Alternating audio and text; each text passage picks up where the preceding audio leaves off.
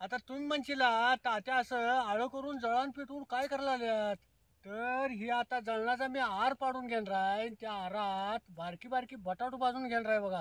हे बटाटो स्वच्छ धुवून वाळवून घेतल्यात बघा. इथल्या बटाटा आहे का नाही लगेच आरात टाकायचे नाही.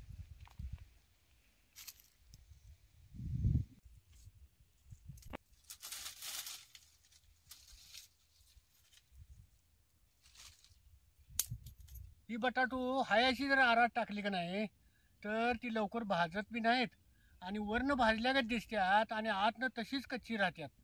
म्हणून ह्याला ह्या काटकीनं जरा या बटाटूची बारीक बारीक होलं पाडून घेतो. या काटकीनं अशी होलं पाडली का नाही आतपर्यंत बटाटू चांगली भाजतात. अशी होलं जरा जवळजवळच पाडायची बघा. ही बटाटो हातात फिरवून असं दोन्हीकडे पाडली तर चालतात. या अशा सगळ्या बटाटूसनी अशी होलं पाडून घ्यायची बघा. आता ह्याचा आर कसा पडलाय बघा. आता ह्या आरातच ही बटाटू भाजायला टाकतो.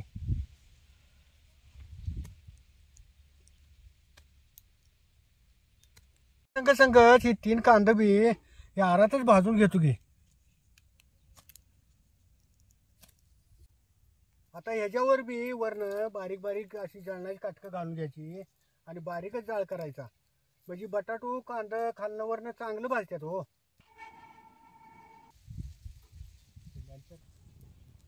टाकलेली बटाटू अशी खालवर करून का नाही भाजून घ्यायची. नाहीतर मग वरची बाजू तशीच राहत्या आणि खालची आराकडली बाजू भाजत्या. बघितलं का आता एकीकडं भाजल्यात एकीकडं कच्ची आहेत म्हणून मी आता खालवर केल्यात. आता ह्याच्यावर जरा आर टाकून घेतो. आता हे आरात बटाटू कशी चांगली भाजल्यात बघितलं का. ही आता हे काढून घेतो. कांदा बी चांगलं भाजल्यात बघा. हो आतनं कशी शिजल्यावान झाल्यात बघा काही. असं वरचं टालपार काढू नये का नाही. काही आत कशी शिजले बटाटा का नाही अशी सगळी सोडून द्यायची. तर या बटाटूचं कालवण करणार आहे. असं पळीन जरा चिंगरून घेतो. काही आरात उकडलेले बटाटा का नाही चिरून घ्यायची नाही. अशी या पळीनच बारीक करून घ्यायची. आता कढई चांगली तापली जरा तेल वतायचं. आरात भाजलाय कांदा जरा लांबडा लांबडा चिरून घ्यायचा. आणि कांदा आरात भाजलाय त्याने शिजल्यावान झालाय बघा काही कसा आहे का. आरात भाजलेला टमाटो बी आता हे बारीक चिरून घ्यायचं. आता तेल गरम झाले. आता एक अर्धा चमच्यात मोहरी टाकायची. तेलात मोहरी तडतडली की नाही मगच यात जिरं टाकायचं. भाजलेला कांदा यात टाकायचा. कांदा काय आधीच भाजला यार पण आता काय लय वेळ भाजायला लागत नाही कांदा. आता ही टमाटो आरात भाजलेली ही यात टाकायची. आता ही बारीक चिरलेलं लसूण यात टाकायचं. काय ह्याच्यात एक अर्धा चमचा हळद टाकायची. हिंग बी जरा उगाच टाकायचं. तमालपत्रीची बी 1-2-3 पानं टाकायची. ह्याच्यात त्याची एक अर्धी पळी चटणी टाकायची. चटणी बी तेलात चांगली अशी. या चटणीला जरा तेल सुटू दे की. टमाटून कांदा आरात काय भाजून घेतलाय. आता तेलात काय लय उशीर भाजायला लागत नाही. मग चटणी जरा आहे का नाही तेलात जरा उशीर भाजून घ्यायची. नाही तर मग कालवण जरा मिरचाट लागायला बघते. आता ही तेलात चटणी भाजली त्यानं चटणीला तेल कसं सुटले बघ. हे आरात भाजलेली बटाटो आता ह्यात घालायची. सगळं तेलात चांगलं भाजून घ्यायचं.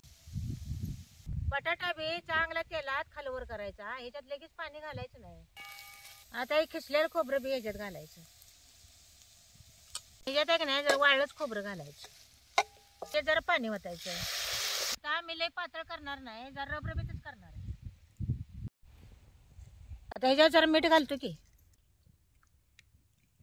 तुमच्याकडे जर बटाटू भाजायला आर नसला तर एका बटाटूचं 2 भाग किंवा 4 भाग करून गॅसवर जाळी ठेवून ती बटाटू भाजला तरी बी चालतंय बघा.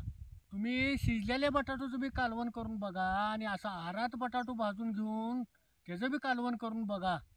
आरात भाजलेल्या बटाटूचं कालवण एकच नंबरचं होतंय बघा.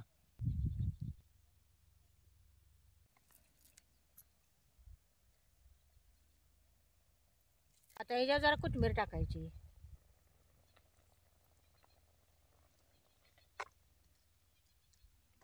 आज दुपारच्या जेवणाला जरा वकुतच झालाय बघा. मग आज आरात बटाटू भाजून त्याचं कालवण करणार होती. मग आता आरात बटाटू भाजल्या काय हो निम्म्या अर्धी शिजल्यागतच होत्यात. आता त्याला 1-2 कड आला असला तर वाढ घे का मला. वाढतो की जेव्हा किंवा त्याला काय बटाटा भाजले त्याला लगेच शिजणार. मग वाढ.